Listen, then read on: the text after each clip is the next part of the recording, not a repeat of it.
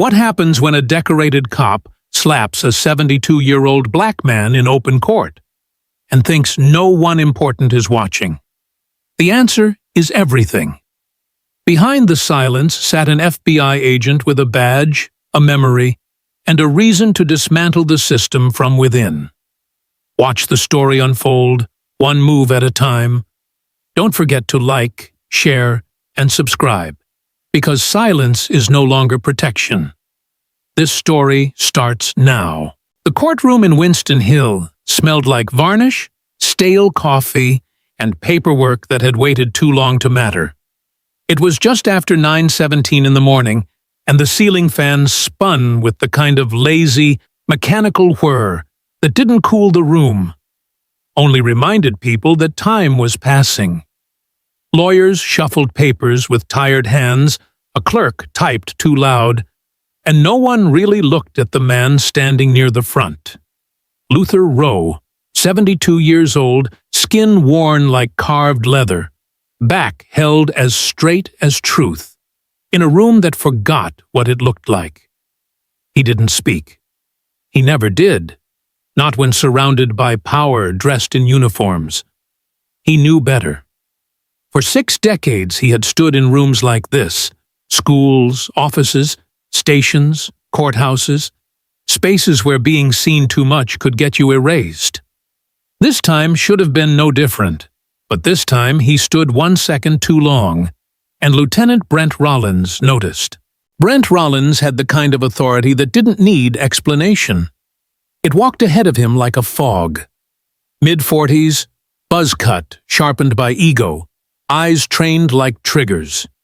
He stepped from the pews in boots too polished to be humble, his jaw clenched before a word left his mouth. He wasn't just in uniform. He was wearing a warning. "You standing for a reason?" he barked, loud enough to bounce off the paneled walls. He didn't wait for an answer. Men like him didn't ask questions to learn, just to dominate. His hand moved fast, with the reflex of someone who had done this before and been praised for it. The slap came like lightning. No build-up, no signal, just a flat crack across Luther's face. Sharp, clean, final. The sound snapped through the courtroom like a rifle through silence. Luther's head jerked to the left. His glasses went askew. Blood bloomed from the side of his mouth and drew a thin, elegant arc across one lens, like punctuation. Still, he didn't fall.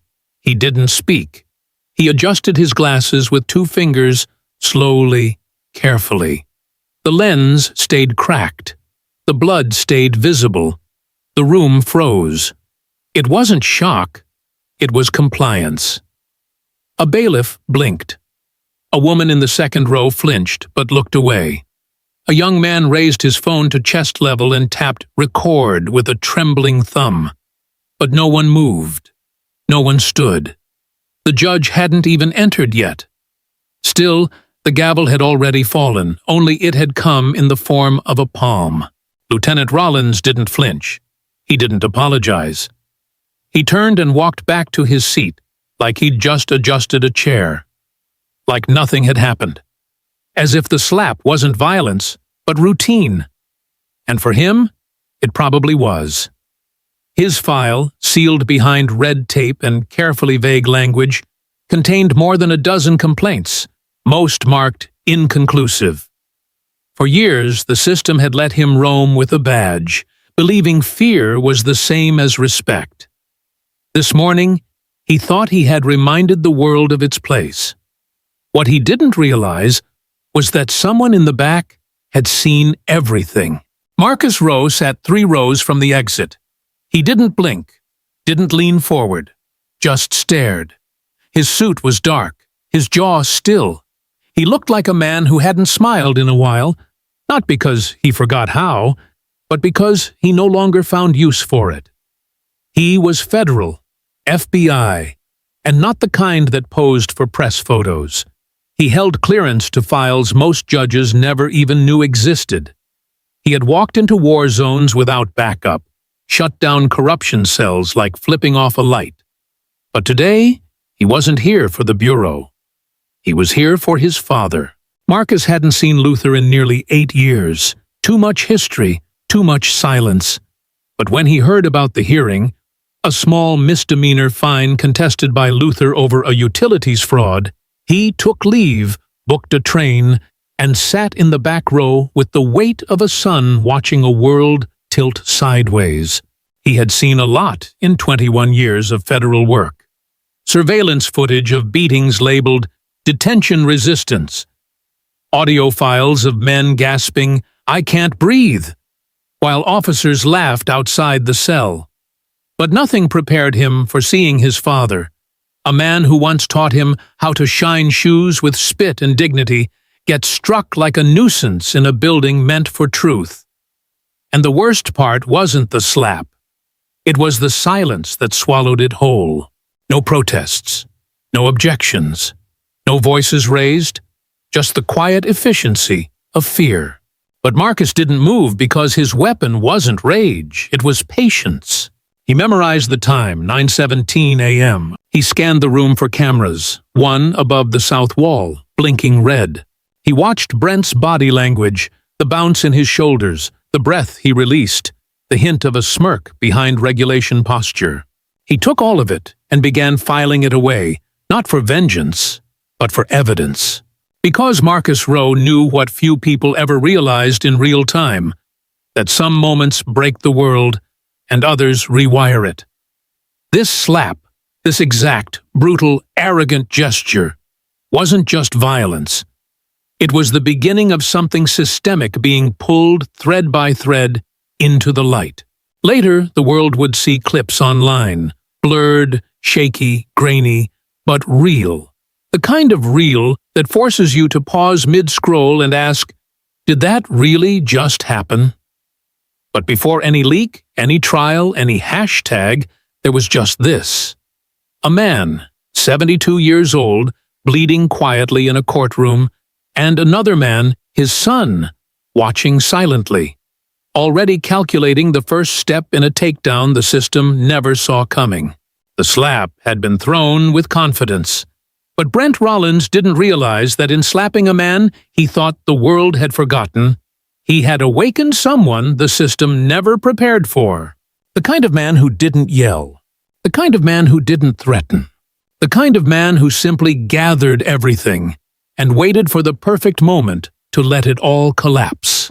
And when that moment came, the sound of justice wouldn't be a gavel. It would be the silence just before the system realized it was no longer in control. That was the slap that started everything. And not even the walls could pretend they didn't hear it. The sound of the slap hadn't fully faded when Marcus Rowe blinked once. Slow, deliberate, like a man timing his own heartbeat to the echo of violence. 3 rows from the back, seated at the aisle, he hadn't shifted in his chair, hadn't tilted his head, hadn't even raised an eyebrow. But inside his mind, a machine had started. Not of emotion, but of memory. The kind of memory trained for federal surveillance, for counterintelligence, for post-event reconstruction. The kind that doesn't miss a single frame. The moment Brent Rollins raised his hand, Marcus had already memorized his posture, the angle of approach, the velocity of the swing, the slight lift of the heel. The slap might have landed on Luther Rowe, but in that exact second, something heavier landed on Marcus. Something not visible to the room, but irreversible. A line had been crossed. He sat still. Too still. The kind of stillness that doesn't signal fear, but control. He'd been trained not to react. In 21 years with the Bureau, 15 of those embedded in task forces that operated without backup, without credit, sometimes without official sanction, he had learned how to be present without being noticed. But today, the mask wasn't about secrecy. It was about timing. Brent Rollins didn't see him. Not yet. That was his first mistake. Marcus watched him return to his seat, arrogant as always, his hand still warm from the strike. Marcus noted the pacing of his steps, the rhythm of his breath. Officers like Rollins weren't just violent. They were proud of it. Violence to them wasn't failure. It was punctuation. And Marcus Rowe was reading everything. He scanned the courtroom, exit locations, camera placement, blind angles. There were 2 security domes above the east and north doors, blinking red. He noted the time again, 9:17 a.m. The judge hadn't arrived, which meant the court's internal system hadn't started formal audio recording. But the building ran 24-hour surveillance through its maintenance grid, mostly ignored by staff. He filed that detail away like a bullet he might need to chamber later. His hand stayed on his knee, not twitching, but his fingers tapped slowly. 4 beats, then pause. 4 beats, then pause. It was the rhythm he used during case reviews. It meant, this is going to be big. Stay ahead of it. He didn't look at his father again. Not directly. He didn't need to. He had grown up watching that man stand silently through humiliation, through poverty, through years where respect was earned, but rarely given. Luther had taught him, not with speeches, but with posture. Never let the man who hits you decide your worth. And now, there he was, still upright, still dignified, a cracked lens and a blood-traced lip, the only sign that something had fractured. But it wasn't Luther who had fractured. It was Marcus, not visibly, not with rage, but with purpose. Because this wasn't just personal, it was professional. And when those two collided in Marcus Rowe's life, something always burned. He pulled out his phone, not to call, but to log. Not to text, but to archive. He opened a secure note, ghost-coded, encrypted. He began typing short entries with surgical precision. Courtroom, Winston Hill, 9:17 a.m. Subject, Lator Brent Rollins. Strike confirmed, no provocation. Victim, Luther Rowe, 72. Civil suit pending. Misdemeanor hearing. Environment, no judicial oversight at time of event. Each line was a spark, each word a charge. This wasn't just memory now, it was evidence in the making. Marcus had seen Rollins before.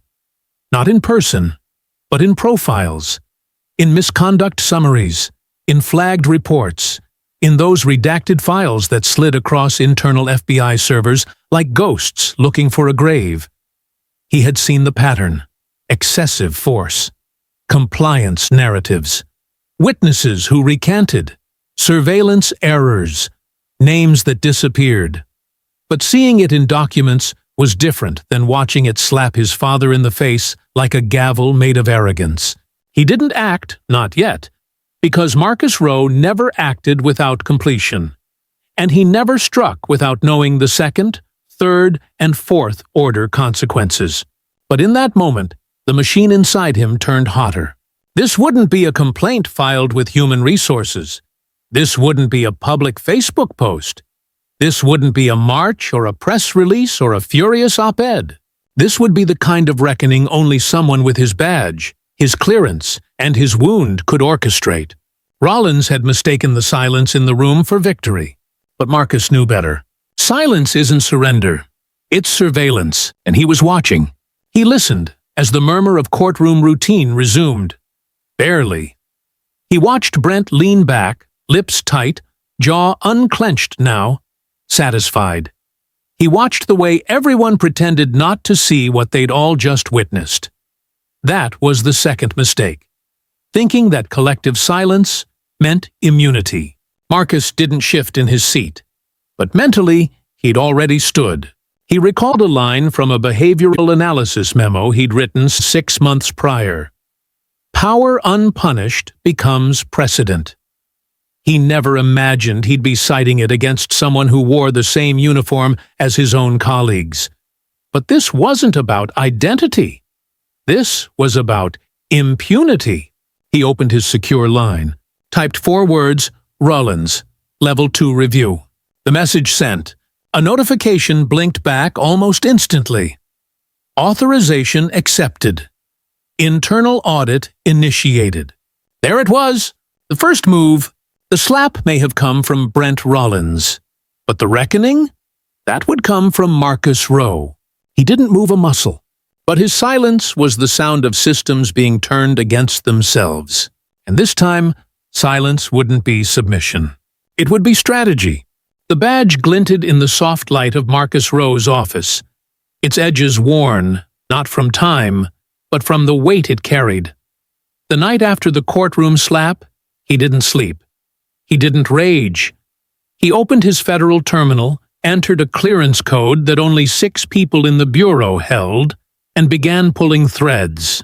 The name Brent Rollins wasn't foreign to the system.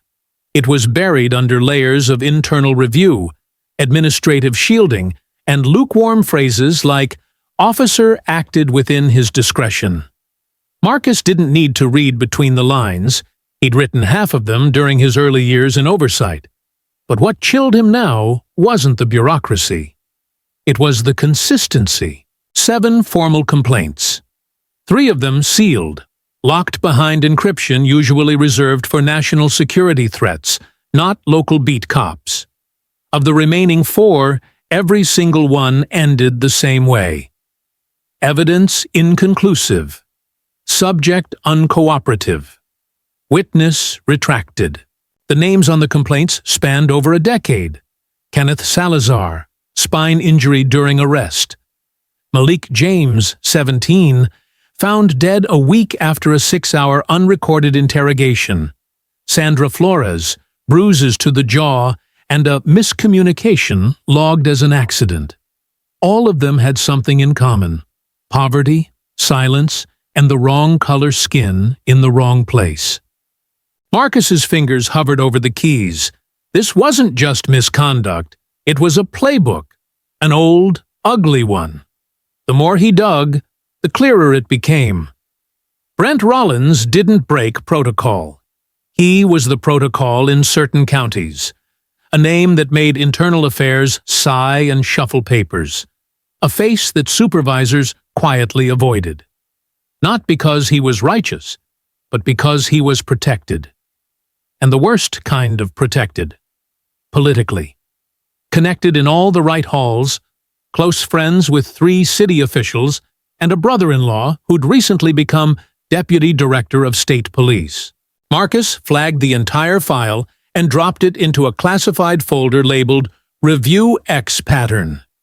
He initiated a sequence few ever used: psychological deconstruction for behavioral immunity cases. The Bureau had language for it.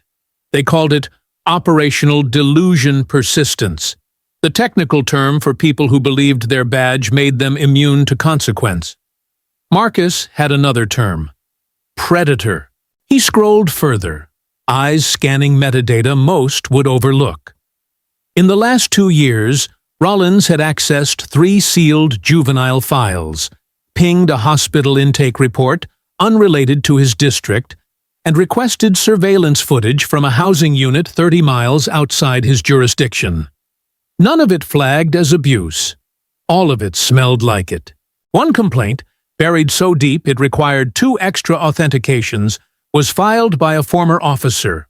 Anonymous, but Marcus knew the language.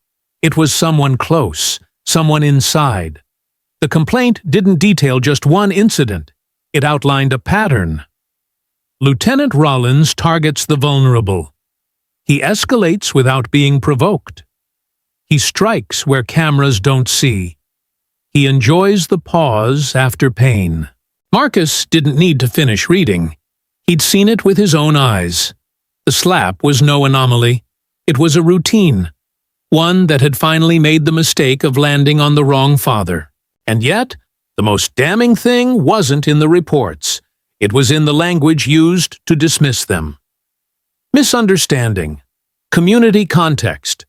Prior behavior consistent with law enforcement expectations. The justifications read like scripts. Calculated, sanitized, weaponized. The system hadn't failed.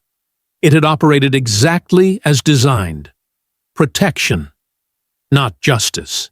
Marcus printed the key pages, one by one, not to wave them in a press conference or leak them to a journalist. He printed them for weight, for the tangible feel of truth pressed against paper. It wasn't enough to see the rot. He needed to hold it. He placed the files into a manila folder and wrote one word on the tab in heavy black ink. Pattern. Not evidence. Not allegation. Just pattern. Because the courts had ignored the cases individually. But this was bigger. This was what Marcus trained for.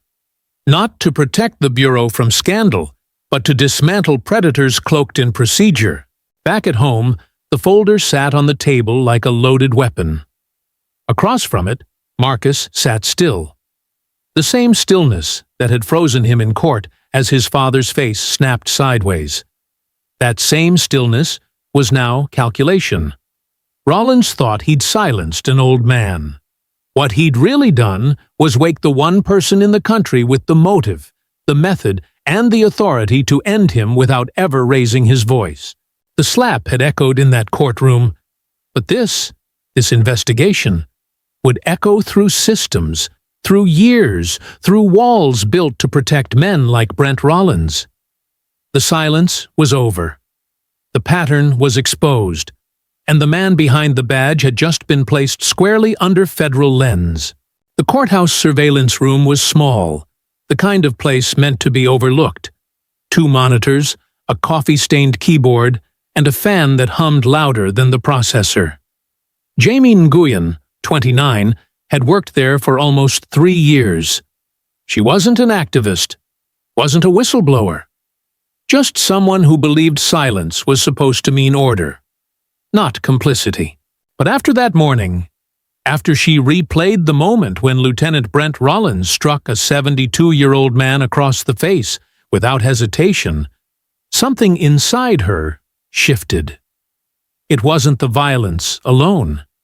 It was the stillness that followed. The way no one moved. The way the system blinked but didn't breathe. Jamie watched the slap over and over again. Different angles. One from the southeast corner, catching the blur of Brent's hand mid-air. Another from the northeast wall, capturing Luther Rowe's glasses spinning to the floor. There was no sound, just the movement. But that was enough. Pain didn't need volume to be loud. She copied 8 seconds of footage. No audio. No identifiers. Just the moment of impact. The blood. The fall of silence. She didn't tell anyone. Not her manager. Not her co-workers. Not even her partner at home. She uploaded it through a burner connection and dropped it into a public thread titled simply, "This happened in Winston Hill Courthouse. No judge, no protocol, just this." It took 4 minutes to go viral. The footage spread like fire across platforms, Instagram stories, Reddit threads, TikTok breakdowns, edits layered over jazz tracks, over gospel hums, over Kendrick Lamar verses that pulsed with inherited rage. The hashtag #OurWasItLegal began to trend by noon.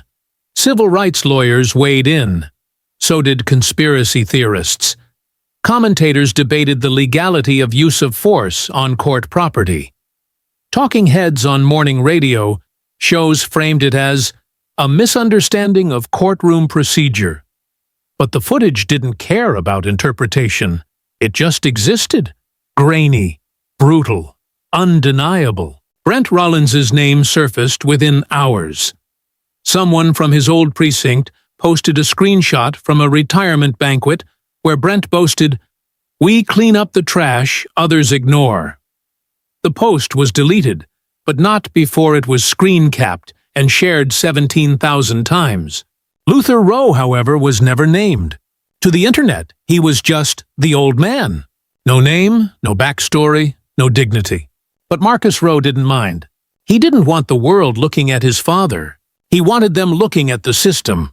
Behind the scenes, he moved with precision.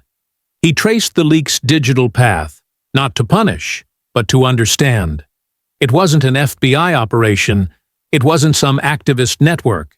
It was someone local, someone who had access, someone who still believed that truth, even partial truth, mattered. Marcus smiled, the first time in days, because the machine had cracked, not because he'd forced it, but because someone inside had finally said, "Enough." By midnight, internal courthouse servers were locked down, statements were drafted, press releases half-written and then rewritten again. The mayor called for caution in judgment. A local councilman tweeted, "Justice must be investigated, not assumed." But the comments under that tweet were a wall of rage. Investigate what? We saw it. You just don't want to name the badge. Within 24 hours, Brent Rollins had been placed on administrative leave. Pending review, they said. No arrest. No charges. Just paperwork. But Marcus didn't flinch. This wasn't the end. It was the lighting of the match.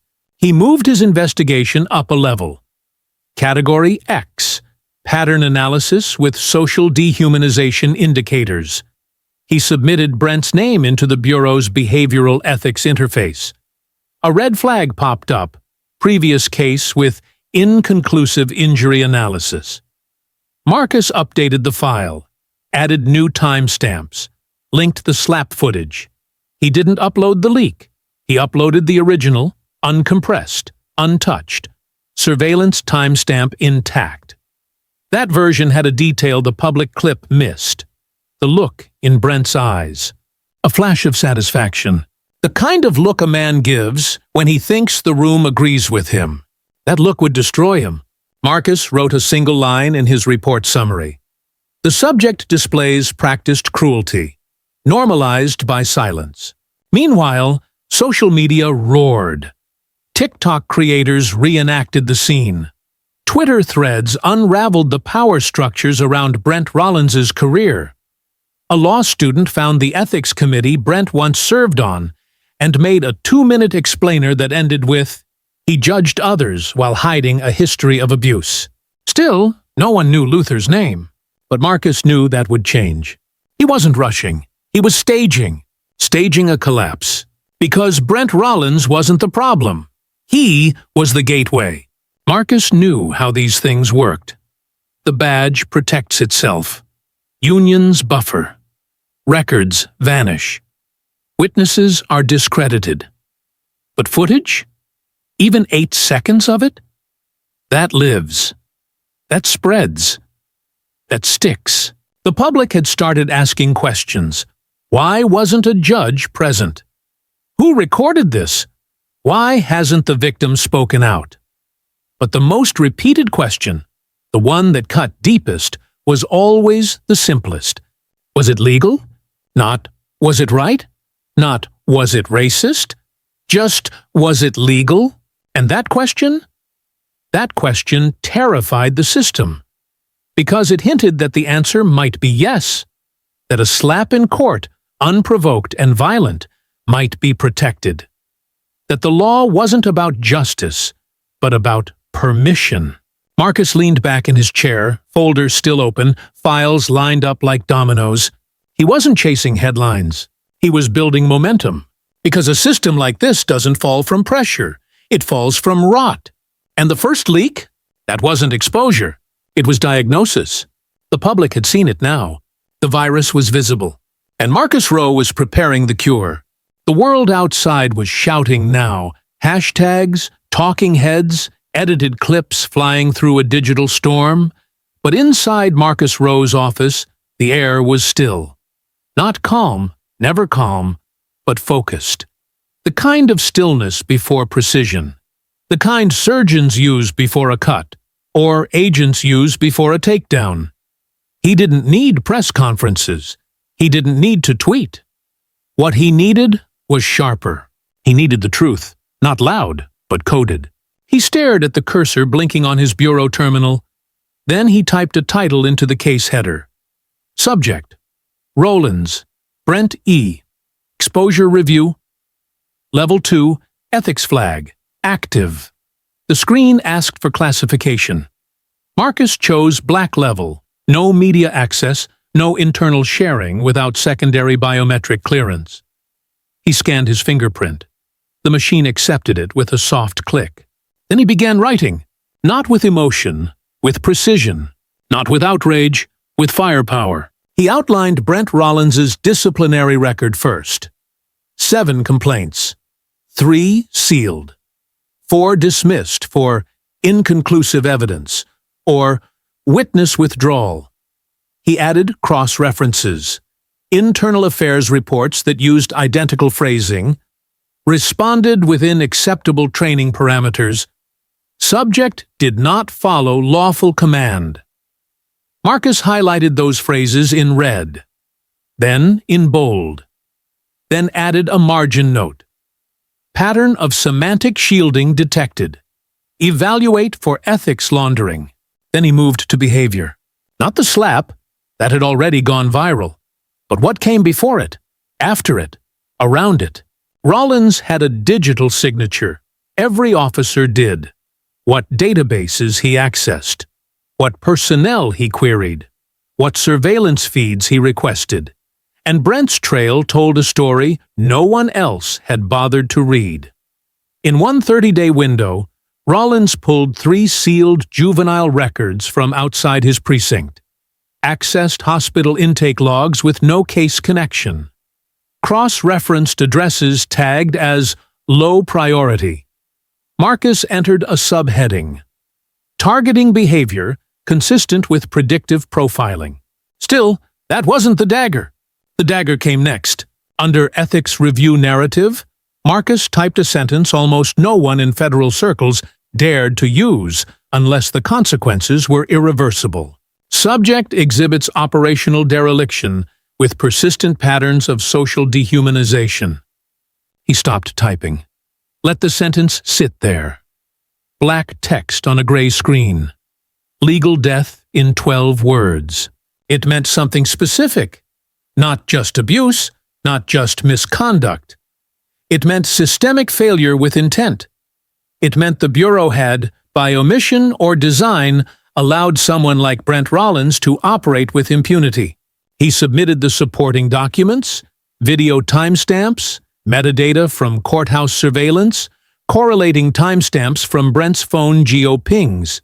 He uploaded the original footage, uncompressed, pre-leak, with motion vectors and facial index scoring. He wrote an appendix titled Incident as Pattern Confirmation, then attached a separate document, Comparative Analysis of Language in Dismissed Complaints. That one hurt to write. It showed that in 3 different counties, internal affairs departments used the same 5 phrases to dismiss claims against Brent, almost word for word. He wrote another line beneath it. This is not incompetence, it is camouflage. By the time he finished, it was 3:14 a.m. The file was 82 pages long. Every one of them mattered. He encrypted the report and sent it directly to the Oversight Division. Not the public-facing committee. The real one. The one without a website. The one with 3 desks and no receptionist. The one where decisions don't get discussed, they get executed. A notification blinked. Report received. Under review. Notifying Behavioral Ethics Task Force.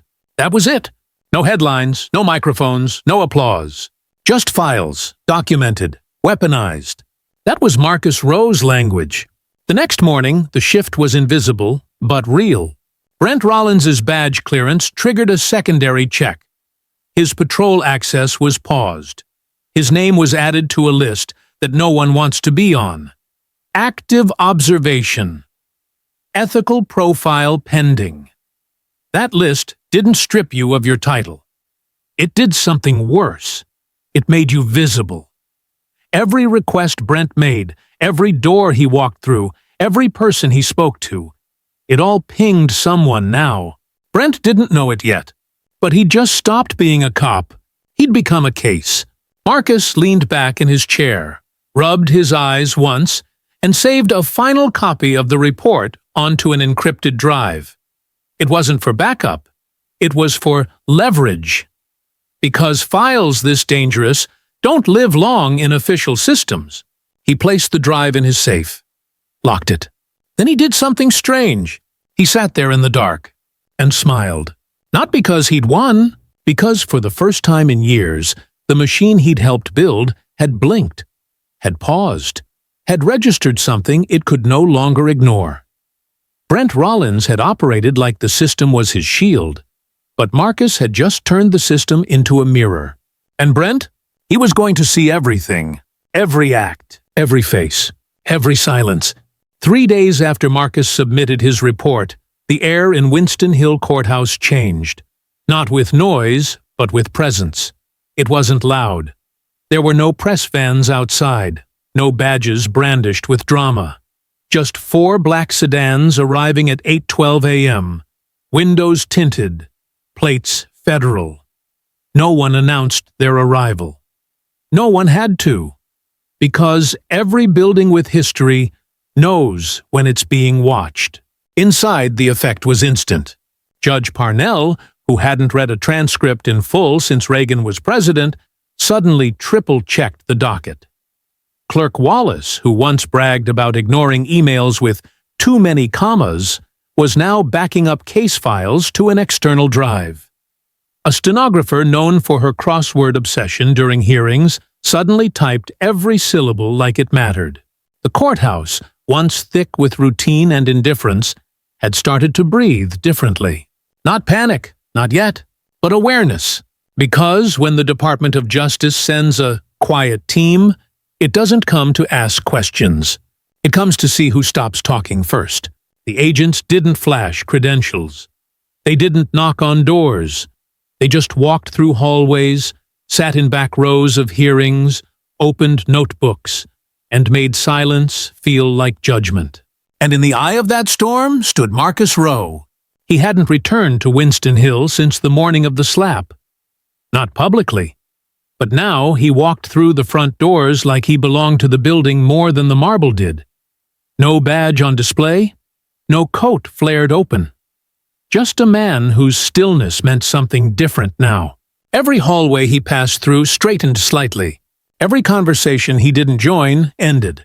And when he sat down in the back row of Courtroom 3B, the same room where his father had been struck, no one asked who he was, because some silences carry authority sharper than shouting.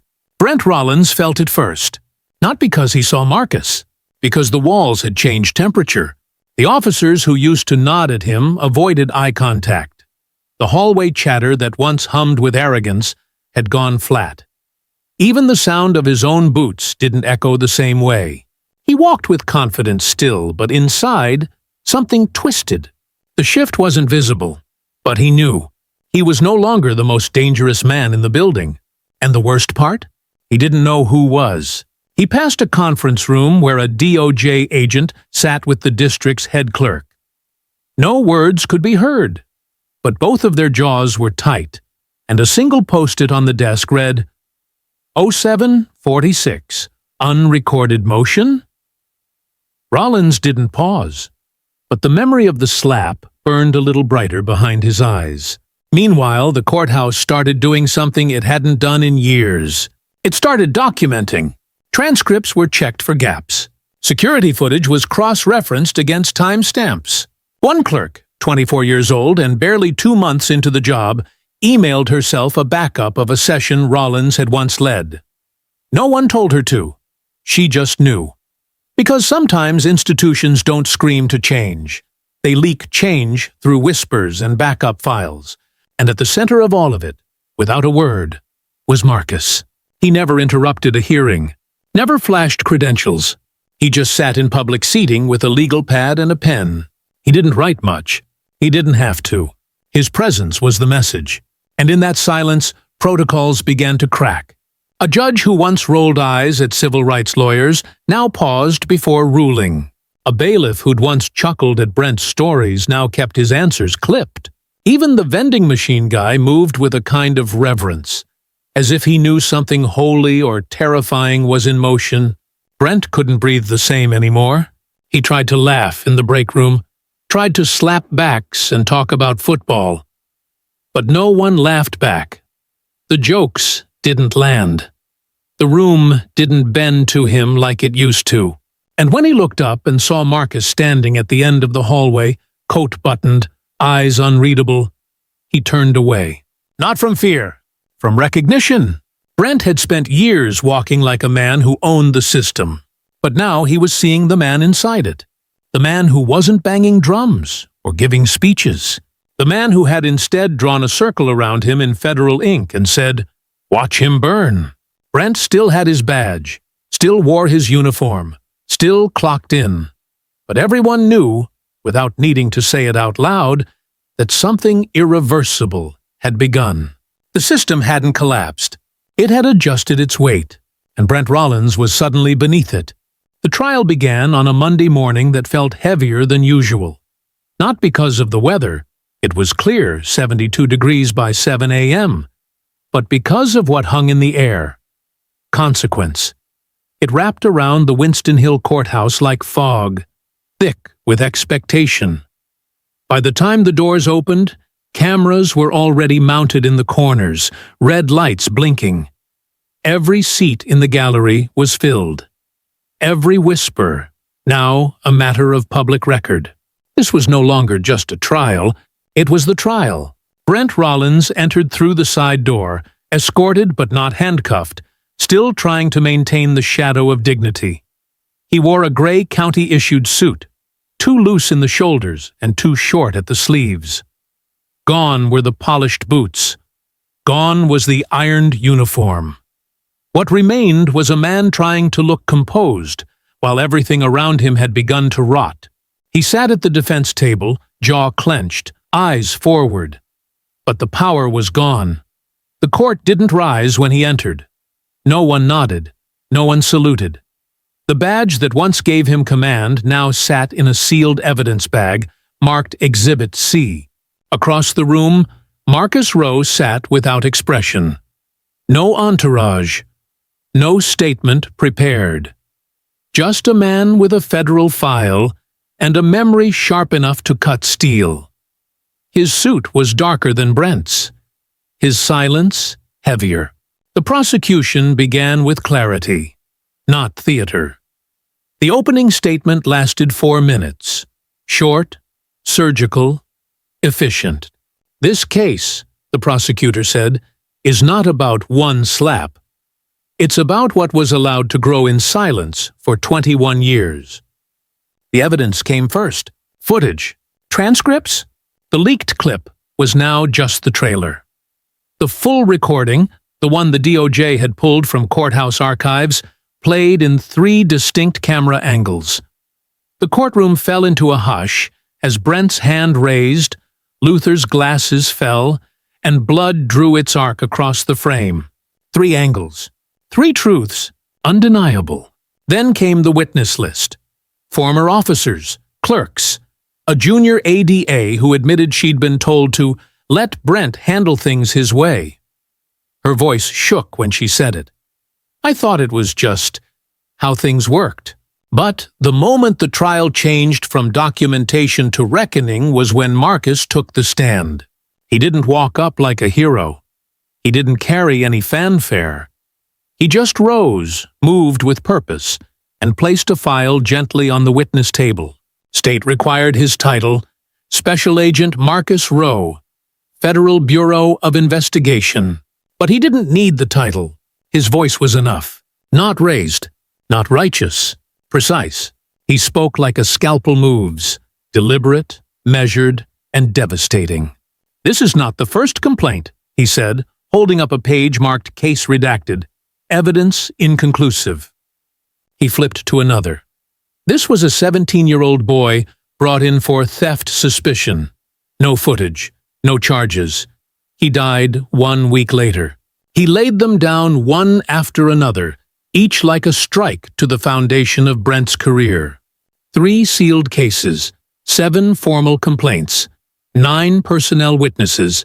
Not one led to disciplinary action. The courtroom didn't breathe. It listened. Every question the prosecutor asked was another incision. Agent Rowe, in your professional opinion, what does this pattern show? Marcus didn't pause. It shows a system that learned to protect the predator faster than it ever protected the prey. Brent squirmed in his chair, not from discomfort, but from exposure. His face, once confident and carved from ego, now flickered between calculation and regret. He wasn't facing a mob.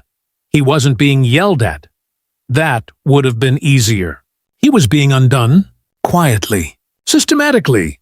For the first time in his career, every corner of the courtroom was watching him with suspicion. Even the judge, a woman appointed after a long line of bureaucrats had failed upward, watched Brent not as a colleague, but as a defendant. Every moment was recorded, every sigh, every blink. There would be no erasure here. Social media turned the courtroom into a theater of accountability. Threads went viral dissecting each day's testimony. Young law students clipped Marcus's words and paired them with side-by-side shots of Brent's sealed files. TikToks featured side-by-side images. Brent in uniform, Brent in a gray suit. No music, just silence, just truth. The institution that once lifted Brent Rollins was now watching him fall, and it didn't reach out a hand. It retracted its memory. When the defense tried to argue procedural misconduct, the prosecution brought out ethics reports Marcus had flagged 3 months earlier. Language repeated in internal affairs reviews. Unable to determine intent. Within acceptable use of force guidelines. Marcus interrupted quietly. That phrase, acceptable, doesn't mean just. It means just covered. The jury didn't blink. They didn't need to. By the third day, even Brent's attorney had stopped objecting. There was nothing to fight, only wait to endure, and Brent felt every ounce of it. He had once been the man who made hallways go silent with a glance. Now the silence around him was cold. It wasn't respect. It was revulsion. The trial didn't end with a bang. It ended with an echo. The judge read the verdict with the same precision Marcus had used from the start. Guilty. Brent didn't cry. He didn't shout. He just sat. Gray suit, empty eyes, nothing left to lean on, but the lies he told himself for 2 decades. And across the room, Marcus Rowe stood, not in triumph, but in confirmation. The system had not healed, but it had for once spoken the truth out loud. The day Luther Rowe took the stand, the courtroom felt different. Not heavier like the day Brent was indicted. Not electric like the day Marcus testified. No, this day carried something older, slower. It moved like roots, like memory. The silence didn't come from tension this time. It came from respect.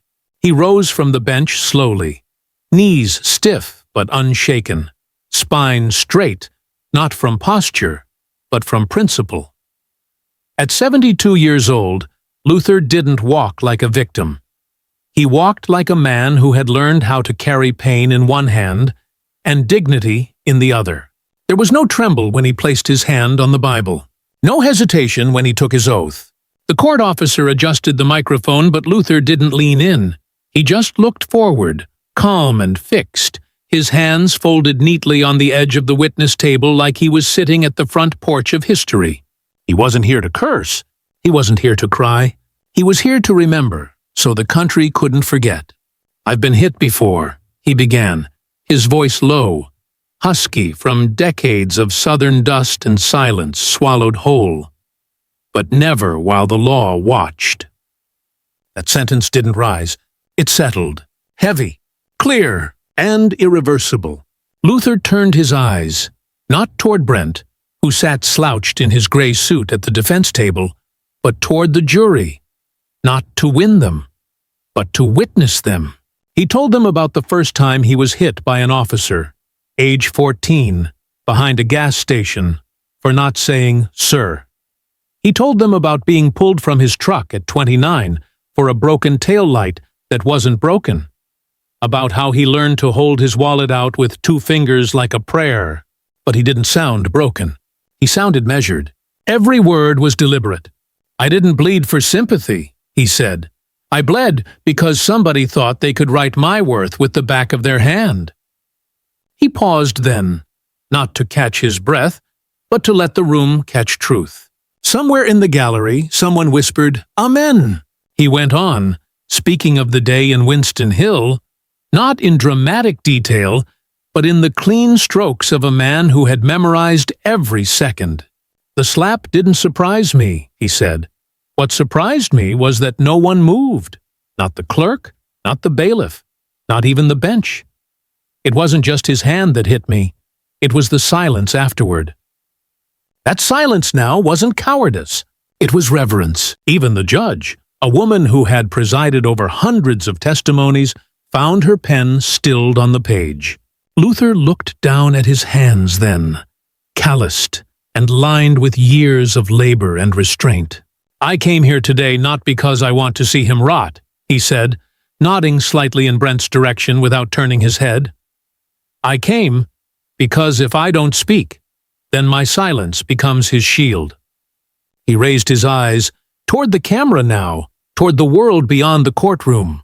"And I've worn enough silence in this life." At that moment, Luther Rowe didn't just eclipse Brent Rollins. He buried him.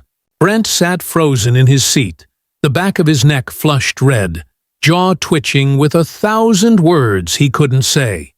Because no rebuttal could rewrite what Luther just etched into the walls of that courthouse. He didn't speak like a man pressing charges. He spoke like a nation's quiet ledger come due. Luther ended with a line that wouldn't trend but would last. "Justice ain't a light switch," he said. "It's a lamp we keep lit in dark rooms." And then he did something unexpected. He thanked the court, not because it had saved him, but because he had survived it. He stepped down as slowly as he had risen. No applause, no headlines, just the sound of a chair sliding gently back under the witness stand. He passed Marcus on his way back to the benches. Their eyes met. Father and son. No words, just recognition. Two men who had chosen different weapons, one facts, one forgiveness, but aimed them both at the same enemy. Marcus gave the smallest nod. Luther returned it, and that was enough. Outside the courthouse, protesters held signs. Journalists pressed lenses against barricades. Commentators speculated. But inside that room, in the wake of Luther Rowe's testimony, none of it mattered. Because for the first time in decades, justice had worn dignity. Not rage, not revenge, just truth, spoken with the kind of gravity that makes even the law sit still. The day after Brent Rollins was convicted, no fireworks were set off. No streamers, no podiums, no rousing choruses of justice celebrated. What came instead was quieter. Quieter, but deeper. Like the creak of foundation beams settling after an earthquake. Like the soft shuffle of furniture in a house rearranged not by choice, but by force. Winston Hill didn't erupt. It shifted. It began with a single email. One clerk forwarded a court transcript, digitized, double-checked, and archived properly for the first time in her 10-year career, to an independent watchdog agency. Another forwarded a security camera feed to a law professor she trusted. Then a local paralegal started compiling sealed case references into a database. And somewhere between that Tuesday morning and the following Friday evening, a nonprofit was born. It was called No More Closures. Not named after Marcus, not named after Luther, not even named after Brent, the man whose downfall made it necessary. It was named after the thing everyone had suffered in silence. Cases closed too soon, truth folded too neatly, pain filed away in drawers labeled inconclusive. Within 2 weeks, the organization began offering free legal navigation to victims of excessive force. They hired 2 retired court clerks to help digitize internal records. College interns from nearby law schools volunteered in shifts, scanning, redacting, filing, flagging. They worked not in anger, but in clarity. A generation raised in protest was now building something permanent. And just outside the courthouse, On a brick wall that had once held campaign signs and department memos, a mural appeared. It wasn't flashy. No faces, no slogans. Just a hand, weathered, brown, and firm, holding a worn-out file folder, cracked at the spine, with redacted tabs sticking out like silent screams. On the front, in white brush strokes, Truth Filed. The mural was signed anonymously, but everyone knew its message. You don't need a bullhorn to be heard. Inside the bureau, Marcus Rowe didn't give a single interview. He didn't appear on a single talk show. He declined all calls from media outlets requesting a quote or a victory lap. He simply filed his last report. The file was thick, 361 pages. It contained every internal log, cross-referenced name, ethics recommendation, and psychological risk flag associated with Brent Rollins and similar badge-protected predators. Its final line read, "Systemic immunity is not accidental. It is engineered. This file is not a conclusion. It is a mirror." He submitted it without ceremony, locked his desk drawer, and left his badge in a sealed envelope labeled "Active until necessary." He didn't need applause. His father had already spoken, and that was enough. A week later, back in Winston Hill, the porch light on Luther Rowe's small house flickered softly against the dusk. The wood of the porch creaked like it always had, not from disrepair, but from history. Luther sat with a cup of black coffee, no sugar, no cream, just bitter clarity, the same way he liked his mornings. The sky above was lavender and rust-colored, painted by a sun that had finally bothered to stay just a little longer before slipping behind the horizon. He didn't stare at it like a man waiting for something. He watched it like a man who had already seen too much and still chose to sit anyway. He wasn't watching for justice. He was watching the aftermath of it.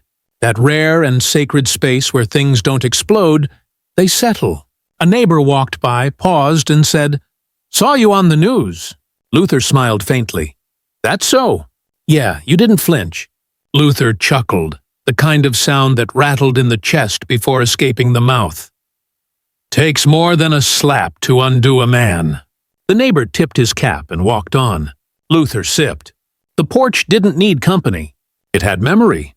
And inside the house, above the fireplace mantel, sat a neatly folded letter, still sealed. The one Marcus had written after the trial. He hadn't handed it to his father. He'd left it on the table, no words spoken, trusting the silence to carry the rest. Luther hadn't opened it. He didn't need to. The letter wasn't proof of love. It was proof that the line had held. Father, son, both struck in different ways, both standing in different ways. The world kept moving. The wheels of justice kept grinding. But for once, the blood hadn't leaked from the innocent. It had bled out of the system itself, slow and undeniable, like ink from a cracked gavel. Some called what happened a moment. But those who watched closely, those who had lived beneath the weight of silence for too long, they knew better. This wasn't a moment. It was a beginning, because the mural didn't fade. The files didn't get resealed. And the porch? It remained occupied, not in protest, not in grief, but in witness, watching the sky, knowing that, finally, something had shifted in the right direction, and stayed that way. What happened in Winston Hill isn't just a courtroom drama. It's a reflection of the country we live in. A 72-year-old man was slapped in open court. No one moved. No one spoke. Until someone did.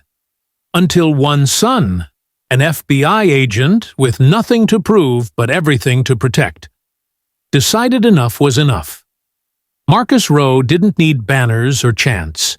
He used the most powerful tool any American has: evidence. In doing so, he didn't just bring down a rogue officer. He cracked the mask off a system designed to look away. But here's the truth. This isn't just Brent Rollins' story. This is about every ignored report, every dismissed complaint, every citizen told to be quiet, told to wait, told to move along. If we keep letting moments like these pass without reflection, then we've learned nothing. Justice doesn't roar. It whispers first. And it's up to us to hear it before it's drowned out by another cover-up, another resignation, another funeral. So what can you do? Don't scroll past stories like this. Don't assume someone else will take care of it. Change starts with awareness. It deepens with conversation, and it lasts with action. Share this video. Hit the like button. Subscribe to this channel, not for us, but for the people whose voices don't trend, but whose truths deserve to be seen. Let's push this story to 100,000 views, not for vanity, but for visibility. Let 10 people hear what one courtroom tried to silence.